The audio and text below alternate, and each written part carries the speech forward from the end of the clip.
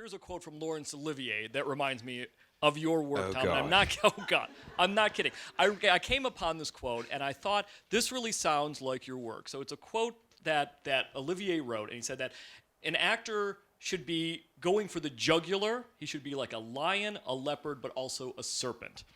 Now, to that, I say that sounds like your characters in High Rise, in The Night Manager, which just had an amazing finale last night on the BBC. Absolutely. It sounds like Hank Williams. It sounds like Henry V. It sounds like Loki, the god who would be king of us all. I'm wondering if when you're preparing for a role, if you're thinking, does this one go for the jugular or should I let this one wash over me? As you're approaching it, which approach do you like? I think if I let anything wash over me, my life would be much easier. I can't explain it. I tend to go for the jugular every time. Can everyone hear me, first of all? Is that great? Just the first, theatrical acoustics, stage trained. I don't know how to do it any other way, actually, and I don't know that I've ever been able to do anything. I say it as a sort of, because I'm aware that it can be a strength, but it can also be a weakness because the focus is obsessive, and so when I go for something, I go for it at the expense of everything else, and I love what I do, simply, and I feel so lucky that I'm allowed to do it and that I get to do it for a living, and cinema and theatre have had such a profound effect on me in my life, and so I always, every time a new script or a new role comes along, I'm motivated by the thought that I won't forgive myself if I don't give it everything, but I do try to choose different kinds of things because I'm interested in the diversity of people and the complexity of people and the multiplicity we contain within us. I really think the thing that unites us all in the world is that we are constantly inconstant. And that inconstancy and that contradiction is something that I've always tried to explore with my characters, because I think we do things that we contradict ourselves all the time. There's the Walt Whitman poem, The Song of Myself. I am large, I contain multitudes. I contradict myself. Sorry, I'm digressing, but yes, jugular every time. Well, we've had the pleasure of sitting the last few nights talking about I Saw the Light, which we'll talk about more in depth in a little bit. But something you said really struck me, which was that about 10 years ago, you had the realization that life is not a dress rehearsal, that this is time to kind of get serious. I'm wondering what it was that preceded that epiphany and how it spurred you on. Wow. I think I've been very diligent in my training and tried to listen to the advice of all my teachers and instructors as a student, as an academic, as a training actor, and I always wanted to do right by them. And I found myself, it's a very scary moment when you're a young actor. Most people find themselves in their early 20s, and everything is possible and nothing is guaranteed. And you start auditioning, and if you're lucky enough, you have an agent, and you start auditioning, and they send you everything from period drama to Casualty to dairy milk commercials. Yep, I went up for a dairy milk commercial when I was 24. And you are thrown into the business and thrown into it at the deep end, and there's no time for doubt or failure, except routinely. That's what happens to all of us. And I perhaps was too careful in auditioning, and I would always get close to landing roles and to booking jobs, and I would never quite get there. And this is a universal experience for all creative people, certainly actors, is that the constant rejection at the beginning. And you have to get used to it, and you have to get thick-skinned about it. And I got so exhausted by I was trying to sort of, because at first you take it very personally, and I thought, well, no one's gonna help me get there. The only person who can do this is me, and I started preparing in a different way, and I sort of stepped up to the plate a little better, I think, because I could feel time sliding away, and I wasn't getting on with life. I just was sort of stuck in this rut of neither acting nor doing anything else. And the experience of being in your 20s is so energetic, and I felt so stagnant, actually. So I just kind of changed everything up, and it worked. Yeah. I'm lucky. Yeah. At about that time, you were Cassio in Othello with Chiwetel Ejiofor and Ewan McGregor, and you played dual roles in Cymbeline. You got the Olivier Award for your stage work for Best Newcomer. At that point, did you suddenly think, uh-oh, I may get everything I hoped for, and were you kind of fearful of what would come next? Well, actually, that was the moment. I remember I was coming off a tour of Cymbeline for Cheek by Jowl, the theatre company, and we toured all over the world. We actually came here in May of 2007. You were at BAM, right? At BAM, yeah. And we'd been to Moscow and Paris and Reykjavik and Milan and Frankfurt, and then we later did a stint at the Barbican, and we finished in Madrid. And I remember I had done 6 months of touring this show, and I was so tired, and all I wanted to do was just chill. And my agent called me and said, "You got an audition for Othello next week." And I was like, okay. But I knew, he said, Michael Grandage is directing it, Chiwetel Ejiofor is playing Othello, Ewan McGregor is playing Iago, and Kelly Riley is playing Desdemona. And I'd read this play at A-level English, and I reread it, and I knew, for some reason, for the first time, how to play Cassio. And I didn't want to leave anything to chance, so I just learnt the entire part before the audition. And my audition took 10 minutes. And Michael Grandage still remembers that audition. He said, "You came in," because I knew that everyone was going up for that. It was such an amazing opportunity. And Othello was a real moment. It was a very happy time. It was a great production, principally because Chiwetel was so magnificent in the title role, and he led from the front. And so many fortuitous things happened as a result of that production. I remember we were all quite ready. Very rarely we felt very ready to go to open on the day of our dress rehearsal, and the show was ready to go. With the last thing we actually needed an audience at that point. And Michael Grandage said to the company, "Would you mind if I opened the house to people in their final year at drama school, so third-year students from RADA, from Lambda, from Central, from the Drama Centre?" And we were like, "No, not at all." And it was a sort of nice way of saying free tickets, because they probably weren't going to get tickets. And then he said, "Do you mind if I ask a friend of mine called Kenneth Branagh to come and see it?" And so we all went, "Oh, sure, okay." The most sort of, probably the man who's had the greatest impact on the playing of Shakespeare of his generation. And he knew Michael Grandage because Michael, before taking over the Donmar Warehouse, had directed Ken in Richard III at the Sheffield Crucible. And we all went, "Yeah, sure, fine. Yeah, absolutely, no worries."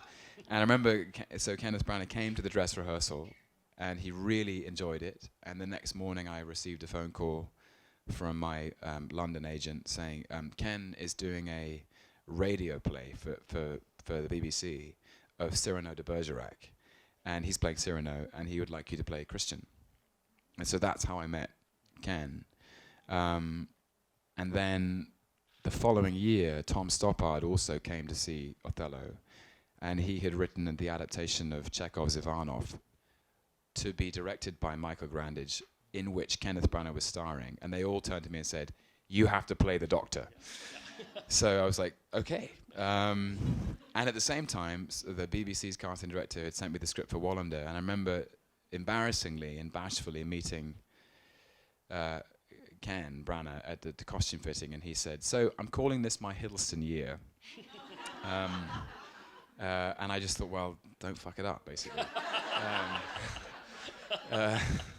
Mercifully, I didn't. And then we became firm friends, and that was when he invited me to audition for Thor, and it was a very open net they were casting. Marvel wanted young actors to play the principal roles who had no previous attachment in the audience's mind, and I got cast as Loki, and that was my foot in the door, so to speak. I just love that your connection with Branagh spans both stage and radio and TV because of Wallander, and then film. It's like the only thing you guys didn't do together was like the Telegraph. That you're like, you guys hit every possible medium. And is that story true about how you grabbed the water bottle when you had heard that Branagh was directing Thor? You went as your fake prop hammer and went up there and said, think of me as Thor. Is that a true story? We live in a world that is ruled by the Marvel universe now. There was a time when they'd made one film. That's right. And it was Iron Man. And so we were all in during the theatrical run of Ivanov in the West End. It was very exciting. We were just, as a company, we were very excited on his behalf that he had managed to land this huge directing gig, which none of us knew about. And somebody told me, Gina McKee, who I had most of my scenes with, was playing his wife, and she told me that Ken had got this huge directing gig. And so as the Chekhovian doctor in that play, I had longer hair and a goatee and wire-rimmed spectacles and a pocket watch, and I looked like a very Slavic Russian doctor from the 19th century. As a joke, in the interval, I picked up this empty water cooler and ran up to Ken's dressing room and pretended to be swinging Thor's hammer. It's probably ill-advised, but I did it anyway. And then actually, that was when he said, "Well, actually, don't joke. There's a couple of good parts in there." That's how it came about. Well, we're very lucky that you didn't get Thor and you got Loki, because really, I think that the key to so much of whether it's Richard III or it's any sort of the villain needs to be somebody that is playful and devious, and you find so many rich layers of nuance within Loki. What was the key to him for you, to that character? Well, Ken and I kind of used Shakespearean villains as a touchstone. It read like quite a Shakespearean script, and the journey of Thor actually was very similar to the journey of Prince Hal in the Henry IV and Henry V trilogy, which obviously he knew very well, having played Hal and Henry V many times. And so Thor goes from a hot-headed, impetuous young prince into being worthy of his title. And similarly, we tried to think about the immaculate and terrifying talent for improvisation that a character like Iago has. Someone who can think on his feet and manipulate every situation to his advantage. We talked about Cassius in Julius Caesar, who is characterized as having a lean and hungry look. We talked about the brothers in King Lear, Edmund and Edgar being the favored son of Gloucester, and Edmund being the bastard son, who is driven by some sort of terrible lack of self-esteem to take his father and his brother down. So those seem to be interesting aspects to steal from Shakespeare, really. And then I just had to remind myself I was playing the god of mischief. Which is a hell of a thing to be god of, actually. There's gods of war and thunder and justice, and this guy was the god of mischief. So I knew I had to have as much fun as possible. The devil plays all the best tunes, it became a cocktail. And then weirdly, from those beginnings, he just emerged.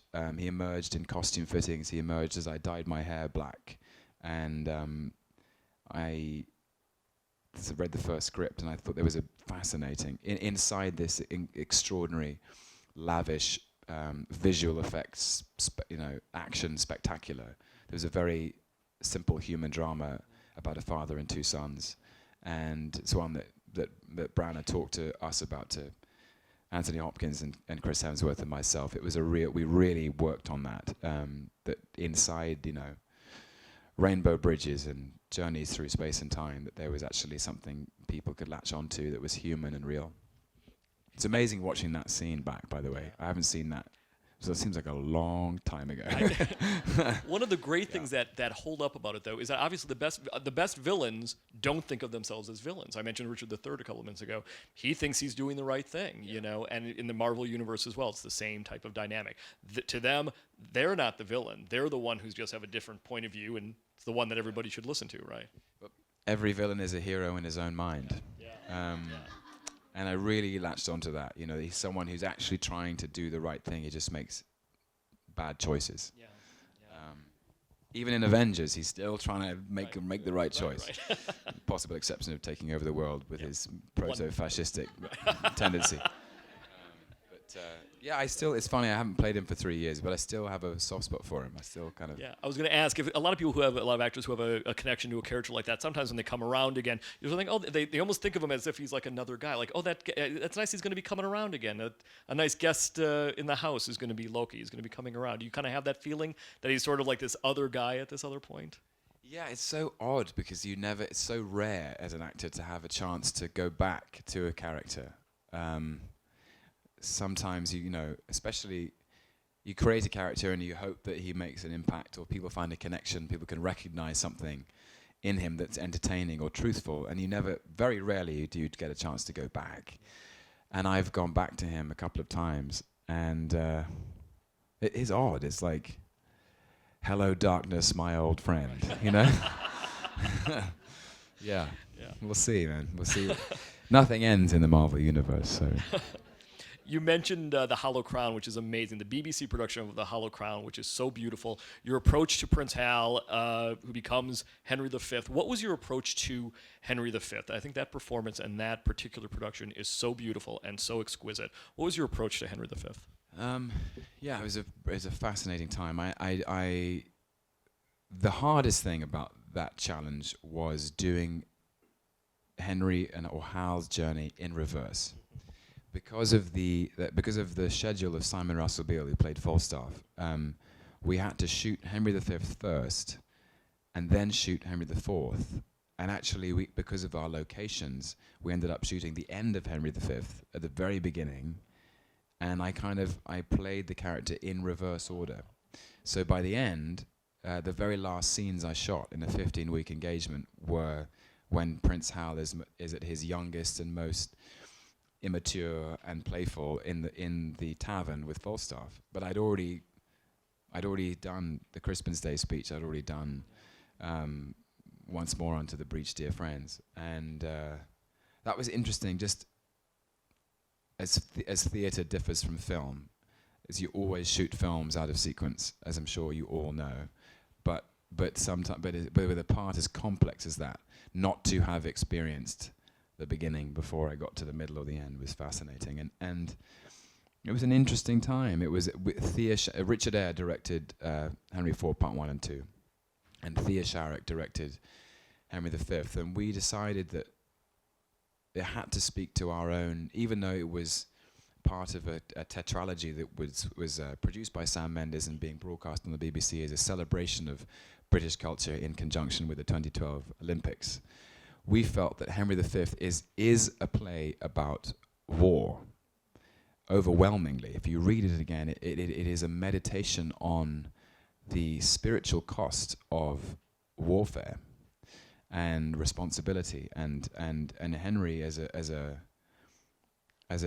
general, in a way, a leader of his army as well as a king, is the most interesting psychological aspects of that play are about the toll on his soul, and the guilt and the shame, and there's a fantastic soliloquy upon the king. Let us our hearts, our lives lay on the king. We must bear all. And we decided that rather than it being a kind of rousing endorsement of warfare, as actually Olivier edited out some of the more brutal aspects of that. He cut out the speech of Henry before the French, before the Castle of Harfleur, where Henry V says some terrible things. He says, we're going to, your fathers taken by their silver beards and their most reverend heads dashed to the walls, your naked infants spitted upon pikes. These are all things he's threatening to do unless they open the gates. And it's martial and it's ugly. And Olivier, in 45, necessarily cut those speeches from the play so that it would be a more of a galvanizing and rousing emotional appeal to everybody, which the country needed. And we felt, Thea and I, that we had to re-include those bits to give dimension to the play's really quite balanced debate about warfare. And that in the way we shot it as well, we discussed that we had a very limited budget, but when we lived in a world in the wake of films like Saving Private Ryan and Gladiator and films like that changed the way audiences relate to action and action sequences, is that people now demanded more verite in their action sequences. They wanted to get up close to be able to feel the intensity of the action, and so we tried to shoot the battle sequences in a different way. But I loved playing it. I mean, the privilege of saying those words on film is very rare, and I love doing it. It was a great experience. You mentioned darkness a couple of minutes ago. You have a talent for that, for sort of a world-weary morbidity, a heaviness. Obviously, in addition to Loki, there's Only Lovers Left Alive, which I love. There's Crimson Peak. You actually do have a very funny talent for comedy, though. I frankly love your Midnight in Paris, your F. Scott Fitzgerald, and actually, if anybody ever saw those Loki Comedy Central bits that you did in preparation for The Dark World, where you're dealing with a quartet of children. Yeah. Just as formidable as the Avengers. You do have a talent. Would you like to do more comedy? Would you like to do more light things? Love to do more comedy. I really would. Yes. I have something I've been asking to do for a while. I keep telling everybody who, when I'm working, I've got a couple of agents who sort of scour through scripts and new material to send to me, and they always will send me the darkest stuff. I mean, really dark stuff. I was like, guys, come on, romantic comedy. That's what I was up for. Yeah, I love doing comedy. There's a little bit of comedy, sort of surrealist comedy in High Rise. Absolutely. And there are funny bits in I Saw the Light. But that's where it started for me as a child. I was, if I was ever exhibitionist, it was in the aim of making people laugh. Yeah. It was pratfalls and falling off chairs, and there's nothing like getting a laugh actually. Yeah. So yes, more comedy, please. Yeah. Do you remember your the first production that you saw, live stage production that you saw as a child? I was taken to see pantomime, so that was probably the first at Christmas time. And my grandfather, my mother's father, had a wonderful tradition of gathering up his brood, all the troops, all of his children, all of his children's children, at Christmas time to go and watch something. And I remember seeing The Wind in the Willows at the National Theatre. I think Ian McKellen played Badger. I think I might have. Maybe he was definitely Captain Hook in Peter Pan. And then I remember very clearly my first Shakespeare production was A Midsummer Night's Dream at the Barbican, Royal Shakespeare Company production directed by Adrian Noble, with Alex Jennings as Oberon, and it was so joyful and so fun, and I didn't know the story. The first time I had my head sort of blown clean away in the theatre was a production by Richard Eyre of John Gabriel Borkman, the Ibsen play, with Paul Schofield and Vanessa Redgrave and Eileen Atkins. And I remember I was taken to see it by an English teacher, and it was at the Littleton Theatre at the National in London. And in the interval, there were a couple of us there, and he called us aside and he said, "You never saw Olivier, you never saw Gielgud, you never saw Richardson. You are watching Paul Schofield, one of the greatest actors of all time, in what will be his last performance. Treasure it." and it was magnificent. I mean, there was something, people still don't really feel they were close to Schofield, or that they understood his talent and how he pulled out what he pulled out. But I was aware I was in the presence of greatness, and it was a film about a family in pain. And Vanessa Redgrave was so good, and Eileen Atkins as well. And that was one of those life-changing moments where I felt the power of dramatic storytelling to unite a group of strangers. You know, I was in the National Theatre with all these grown-ups, and it seemed that when we sat down at 7:30 like a social occasion, and by 10:30 we all left bonded by a common experience. And I really understood the sort of the power that theatre and cinema can have. Along those lines, one of the reasons you did Deep Blue Sea, the Terence Davies films, which I love, is that it was an opportunity for you to do something about love at a time that you're doing a lot of sort of things with a lot of fighting in it, a lot of either violent stuff, either on stage or on screen, and it was an opportunity to sort of explore the idea of love. Yeah. What did you learn from that production and going into it, that Terence Davies film?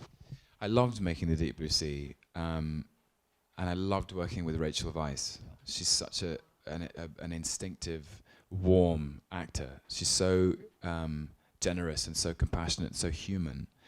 And for both of us, it was a story about a woman who was trapped between two men, neither of whom could give her what she needed. She, her first husband was kind and considerate, but without passion. And Freddie Page, I was playing a former bomber pilot, was full of passion, but without the sophistication or the constancy. And I always read that as, he was one of those guys in the Battle of Britain who was given definition by his courage and by the experiences of being a pilot. And after the war, didn't know how to readjust. And so he actually, as Terence Davies said to me, you can't put an entire nation in therapy. And that he was basically self-medicating, going to the pub every night and singing and drinking, and therefore couldn't meet Rachel's character Hester at the level she wanted. So actually, it's a tragedy of a love triangle where everybody needs love from the other that can't be requited. And it was a fascinating thing to explore because that's so Terence as well. Anyone who knows Terence Davies' work, he feels that so powerfully, the loneliness of that feeling. And we shot it in something like 21 days in London. Very quick, very small. But it's amazing. You get bonded by those experiences. I saw Rachel recently, and I hadn't seen her for a long time, and I feel like I know her for the rest of my life just by the intensity of that experience. Speaking of the intensity of the experience, you have prepared for I Saw the Light. It was about 4 years ago, was about the time that this project started first gestating, right? What appeals to you about Hank Williams? Because this performance in this film is so spectacular, and it hits all these levels and all this nuance about a man's life who a lot of us know the music. You may not know the story behind all of them. What appealed to you about Hank Williams? Well, honestly, when I first read the script, the foreignness of it was part of the thrill. I was born in London in 1981, and Hank Williams was born in Mount Olive, Alabama in 1923. And he was a huge star and changed the face of American music. And part of the excitement of it was the foreign territory. And as I spoke with the director, Mark Abraham, lighting change, moody. Speaking of darkness. Sliding you into darkness, right. yeah. Right. We'll be here for a few more hours. That's right. It's changing the vibe. So I had a Skype conversation with Mark Abraham, and he was most interested in taking the icon off the pedestal, in getting behind the myth to play the man. And Danny Dill, who was an old bandmate of Hank's and the Drifting Cowboys, used to say, legends don't know they're legends when they're being made. They just folks. And I loved that. And I thought, I Saw the Light as a screenplay was two films, really. It was Portrait of the Artist as a young man, and and a portrait of a marriage. And Mark's conjecture is that the power of those songs and the enduring legacy that they transmit is connected to the turbulence of his relationships with women. And that he was so young. He was 24, 25 when he had his first hit, and he was 29 when he died. And he did so much in such a short space of time, and he was from the South. He lived a hard life. He was poor. He had nobody around him to anchor him. He was rebellious. He didn't take any shit. And he wrote about things that happened to him in his life, about falling in love, about falling out of love, about being in the doghouse. And people connected to that authenticity and that sincerity in a very profound way. And he changed music. That's what I found so amazing is, I remember listening to Honky Tonk Women by the Rolling Stones when I was 15. I had no idea what a honky tonk was. I just thought it sounded cool. And Mick Jagger and those guys were listening to Hank and listening to honky tonk blues.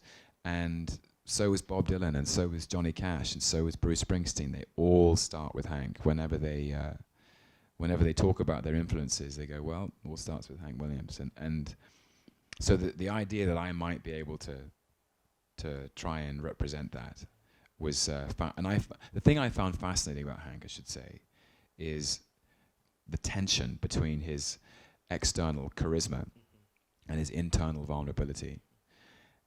He was clearly electrifying on stage. I mean, that's what people say, that this presence, he was like Elvis before Elvis. But he was tortured. He was a tortured soul, and he was an addict. He was an alcoholic. He was on prescription drugs. He was afflicted with spina bifida. And this tension, I found, that's what excites me about acting, really, is, and some people have noticed it, that I would, maybe with all my characters, I try to get underneath the skin or behind the carapace, because I think as human beings we construct an identity which we present to the world, and we all put our best foot forward because that's who we are. But so often behind that is a much more turbulent, much more chaotic vulnerability, which we hide. We hide it with charm and with status and with a sense of style and with detachment. But we're all so vulnerable.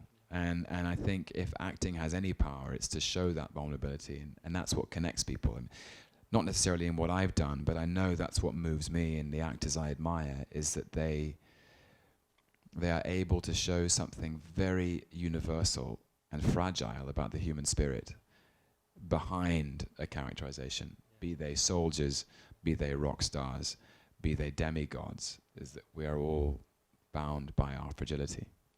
And you even had to additionally learn how to sing. I mean, not that you couldn't sing earlier, but it's a... I couldn't sing earlier. You couldn't sing? Let's just put that out there. Because you learned how to sing and yodel in the Hank Williams style of yodeling, and that was an immersive process in and of itself, right? Yeah. There comes a time in a man's life when he is called upon to yodel.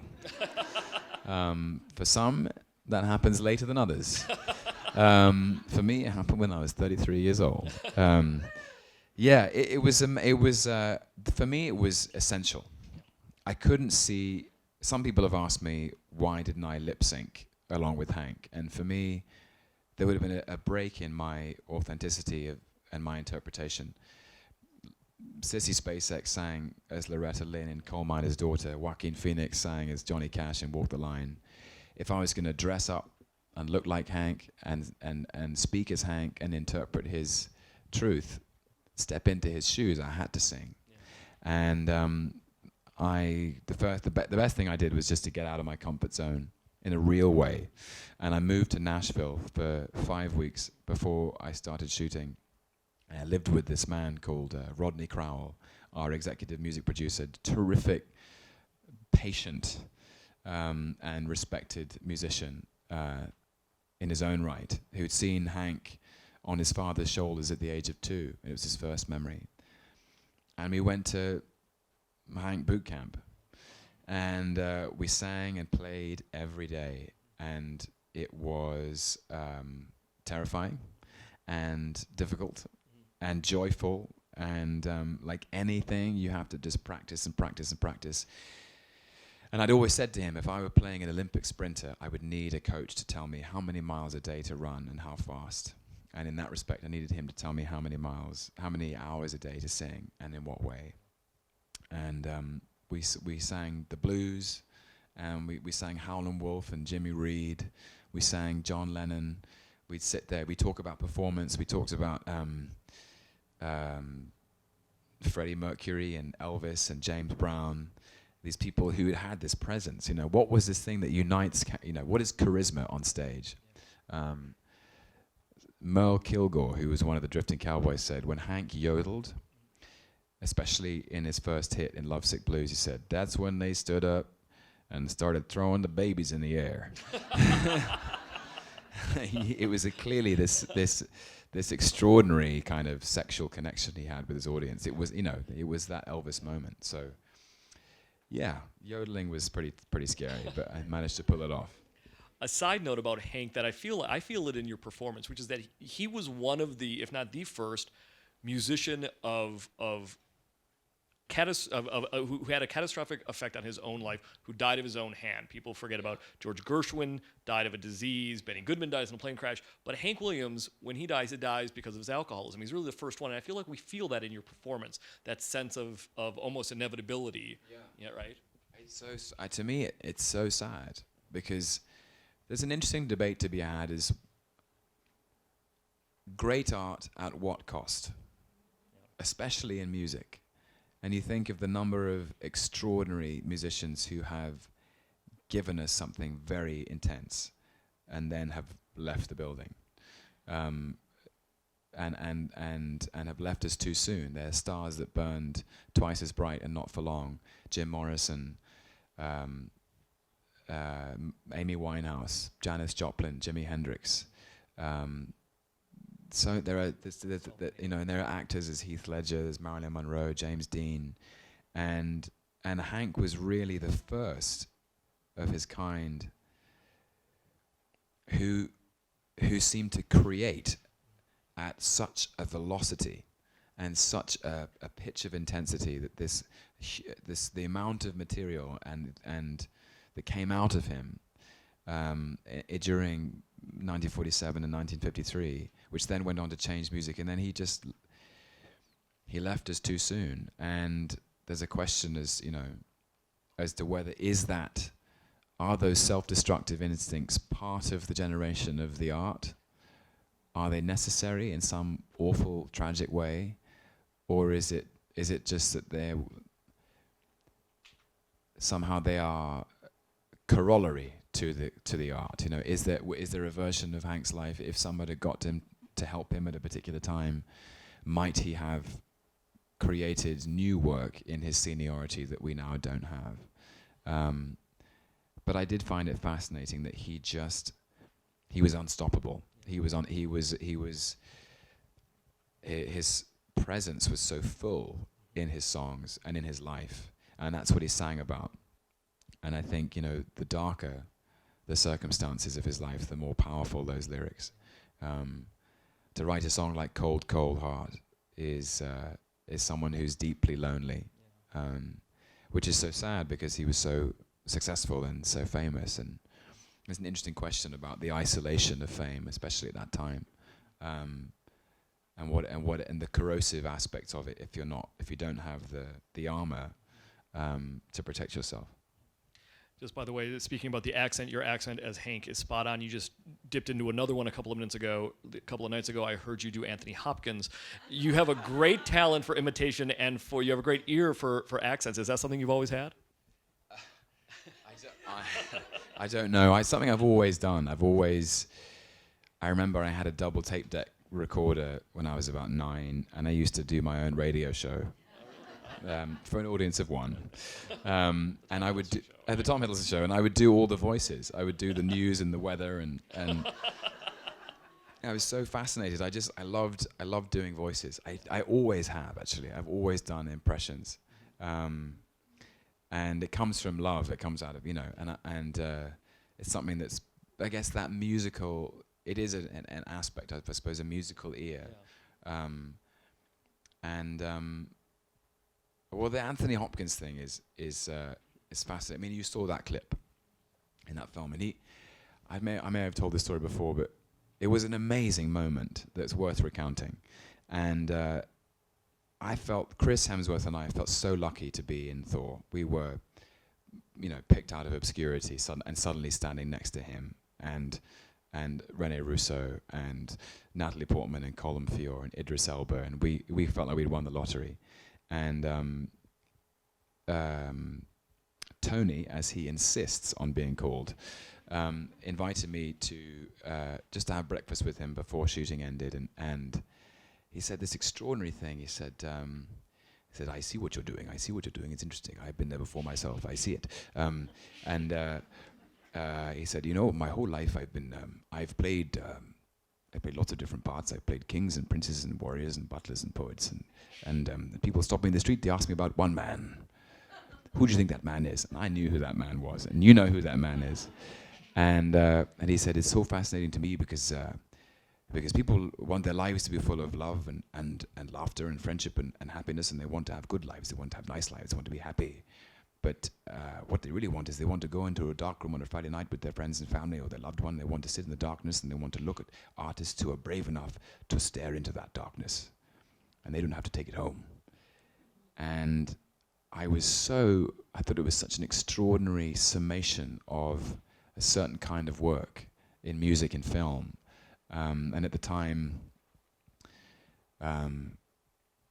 The Dark Knight and Heath Ledger's performance was very current the time he shot that film. And I remember thinking, that the intensity of admiration towards that film and towards his performance is we all loved watching it. But there's no way you'd want to meet that person. You wouldn't want that person anywhere near your life. And yet we need actors and musicians and writers and painters who are courageous enough to go there. And Hank was one of those guys who go to that dark place on our behalf and send dispatches back. And I found that very moving, and I think that's absolutely true of Sir Anthony Hopkins. I think he's done that many, many times. So anyway, that's my Anthony Hopkins story. That's a great story and a great accent that goes along with it. Speaking about tonal changes, the effect of High Rise, I think, it feels very much like it's a tone that Stanley Kubrick would like. It's a satirical, absurdist tone. It's from a J.G. Ballard novel from the 70s. People really have to see it to appreciate it. I won't even do it justice by describing it. But in getting into the absurdity of the situations inside, I saw it in Toronto to a rapturous response. What was it like kind of getting into that world of that sort of absurdist, satirical, but hyper odd and realistic tone? It felt like new territory. I loved Ben Wheatley's films. I don't know how many people here have seen Ben Wheatley's films, and they're dark but they're British too. And I remember I saw a field in England. I was in America, I think, and I watched it when it was released. It was released across all platforms at the same time, and I watched it on my laptop, and it made me homesick. There's something very sort of British about Ben, his sense of humor, his inheritance of British culture. And I think it was very important to me to champion British film. And the script came to me, and it's an adaptation of the Ballard novel. And in Ballard, there is provocation laced into that novel. He knew exactly what he was doing. The novel opens with the line, later, as Lang sat on the balcony eating the dog, he reflected on the unusual events that had taken place within this huge apartment building during the previous 3 months. And he takes the English middle class, essentially, or the upper middle class, throws them into a building which is a sort of replacement for nature, which will provide for all their needs, locks the doors and keeps them there, and watches the veneer of civilized British manners fall away to reveal something much more unpleasant. And it's a satire on social mores. It's a investigation of class struggle. It's an investigation of inequality and Britishness, really. And I think Ballard always felt outside British culture in lots of ways. As someone who grew up as a British citizen in Shanghai, but had never seen British soil until he was a teenager. He arrived and didn't understand. He arrived in the 50s after the war and didn't recognize the place he'd been brought up to believe in, and he couldn't believe these little disputes that people had about territory and manners, and so High Rise is a very provocative satire on that, and I enjoyed kind of. I think we all did, actually, because it's a film about indulgence, and these rather sophisticated characters. I play a physiologist who's trying to live an anonymous life in his 1,000th share of the cliff face. But the building is populated by very genteel professions, by dentists and gynecologists, broadcasters, people in PR, architects, documentary makers.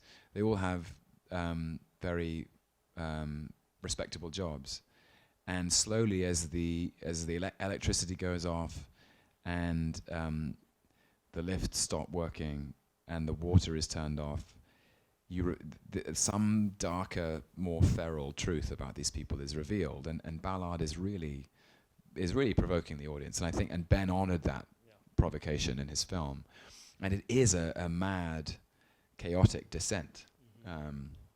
In a way that is much more familiar, if people are familiar with the films of Kubrick, perhaps, or Lindsay Anderson, or Ken Russell, or Nicholas Roeg.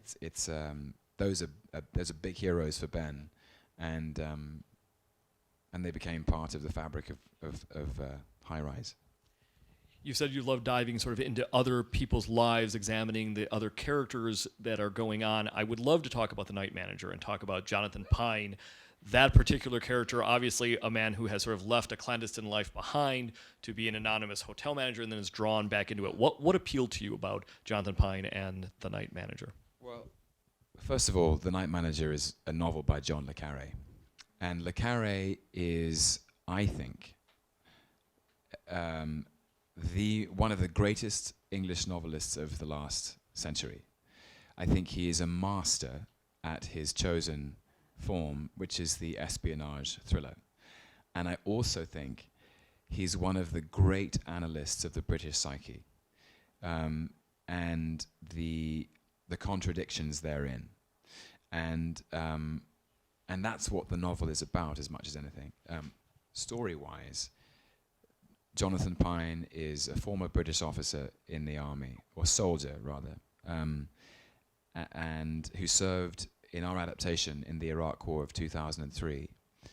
And you meet him in 2011 as the night manager of a 5-star hotel in Cairo in the middle of the Arab Spring riots, the popular uprising that fell Hosni Mubarak. And in the wake of a particular incident, he's recruited by the SIS, the Secret Intelligence Service, MI6, to become a field agent and take down an international arms dealer who is selling standard and chemical weapons to the highest bidder in the Middle East with no moral qualms about the victims of the violence from which he profits. And the astonishing thing about The Night Manager is first of all, it was an incredible character, a character which he's described in the novel as a collector of other people's languages, a perpetual escapee from emotional entanglement, a self-exiled creature of the night, and a sailor without a destination. And that he's given a destination by his moral commitment. And you can feel David Cornwell, which is the real name of John le Carré, you can feel the support of the author behind the moral courage of Pine and Burr, in this case played by Olivia Colman. and his righteous rage against Hugh Laurie's character. Hugh Laurie plays a character called Richard Roper, who has all of Hugh Laurie's attributes.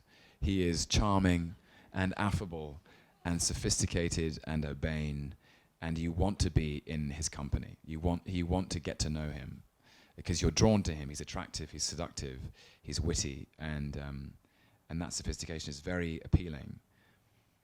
And the brilliant way that Hugh plays it is that you see why everybody loves Roper, but then you see that underneath that is somebody who is a psychotic and a cynic, who believes deeply in the rottenness of the world, and that someone has to capitalize on that rottenness for the greatest financial gain. So he trades in chemical weapons. He trades in death, and he laughs about it. And somehow, Le Carré's anger is very, very intense. I remember talking to him about it, and that's why I think in that scene, that's the scene with Olivia. That line of Pine's is lifted straight from the novel when Burr asks Pine, "Why did you do it? Why are you here talking to me?" And Pine says, "If there is a man selling a private arsenal to an Egyptian crook in the middle of the Arab Spring, and he's English, and you're English, you do it."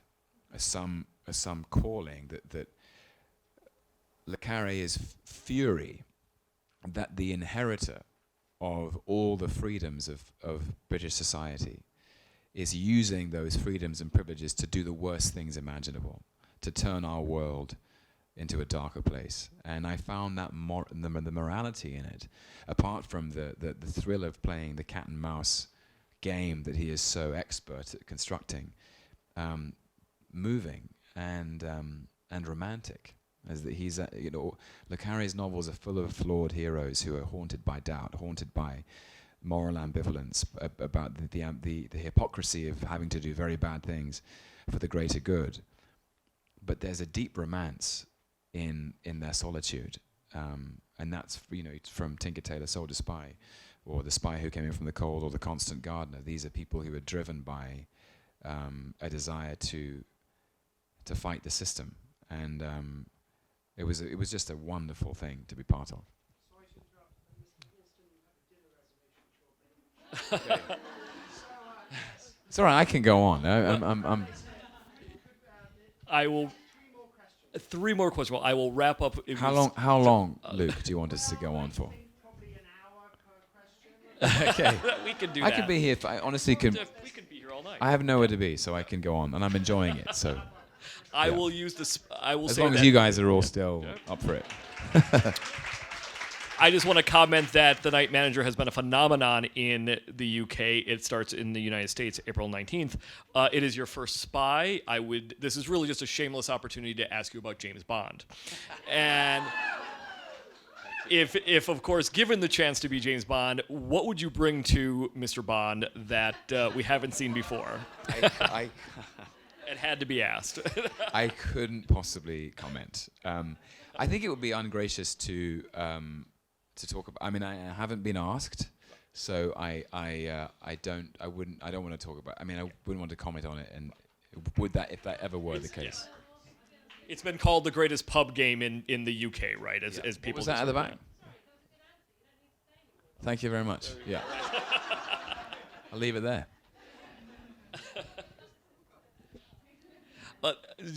Then I will play off of the idea of the preparation for I Saw the Light and how much, the other night we were talking about that you and one of your co-stars in I Saw the Light, Ren Schmidt, were talking about the work of a philosopher, Ellen de Botton, in talking about the relationship between Hank and her character. And obviously you're bringing up so many things in preparation for a role. Are there any roles that you've had the least amount of preparation for, but it actually benefited you? What have you had the least prep time for, but you were actually able to jump in and have it work out for the best? I think F. Scott Fitzgerald in Midnight in Paris. Yeah. I was cast very shortly before I was due to shoot. And Woody Allen, in his unique, inimitable way, didn't want me to read the whole script. He only sent the whole script to Owen Wilson. Every other actor in that film received little piecemeal stuff. And and I had to work out, it was very cryptic. I got these pages and the characters' names in the scenes were Scott and Zelda and Ernest and Gil. And I thought, is that a coincidence or is that Fitzgerald and Zelda? It wasn't made explicit. And I wasn't quite sure if I was being asked to play the F. Scott Fitzgerald. And I couldn't get Woody on the phone. So I just sort of winged it because I was in Paris about a week later. And so I did as much homework as I could on his speaking voice and I went back and read some short stories and read some of Hemingway's accounts of Fitzgerald. But honestly, and he shoots a short day because he wants to play the saxophone and the clarinet, and have dinner and so really, I remember Corey Stoll, who played Hemingway, said, well, the night I arrived, he said, you basically got 2 takes and you're out.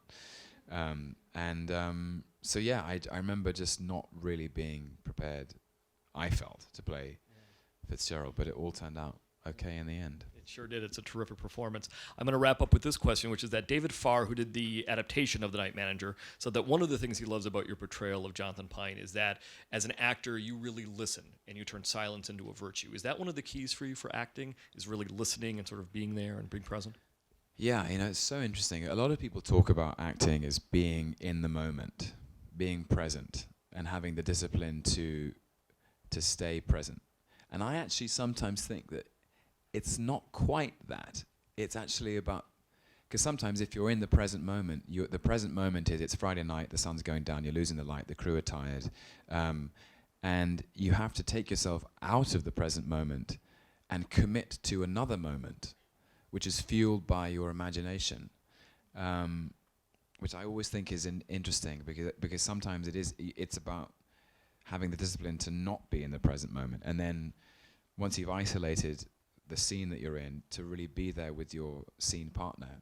And I do think the best acting I've ever done has been in response to another actor. It's been about the rally that we play together across the net, and that's when acting is the most exciting. When we all do our very solitary homework and our research, and finally you get on set. You get on the ice, you get on the court, and you play, and that's the stuff that you very generously showed before this is if there's anything interesting in what I'm doing, it's because I'm acting opposite Anthony Hopkins or Olivia Colman, or was it the scene? I was in the bathroom. Was it a scene from High Rise with Sienna and Luke Evans? And Elizabeth Moss, right? And who's great in that film. And Elizabeth Olsen in I Saw the Light. And the fascinating thing about Pine was I think there is something very active in the way that he is passive. And the whole portrayal felt like a kind of a distillation of all my thoughts about acting and identity is actually Jonathan Pine himself is an immaculate performer. He's somebody who is able to hide behind different masks. He's able to read the signs and the atmosphere and adapt himself to any given situation, but always watchful, always listening. And the fascinating thing about the performance was I was trying to communicate how active his passivity is, that there are more energetic people in the room, whether it's Roper or Corky, as brilliantly played by Tom Hollander, or Jed, or anybody else, that Pine is receding into the shadows, but I needed the audience to see that I was still listening, that I was still watching, that in a way I'm the avatar for them, for the audience in those things. But yes, in sum, the best acting is reacting and listening, and that's the hardest thing to do. We've been so lucky to have you present with us tonight. Ladies and gentlemen, Tom Hiddleston. it's a great thing to have rehearsals and just know that you're coming at it from the same point of view. It just means you can be more free, you can play and enjoy it, and I think that's what elevates good work to great work or really exciting or daring work. I've been really lucky, and yet still it does feel like it's really hard. We are in a trade in which so many people in the world want to do it. It's something that everyone who does it is passionate about,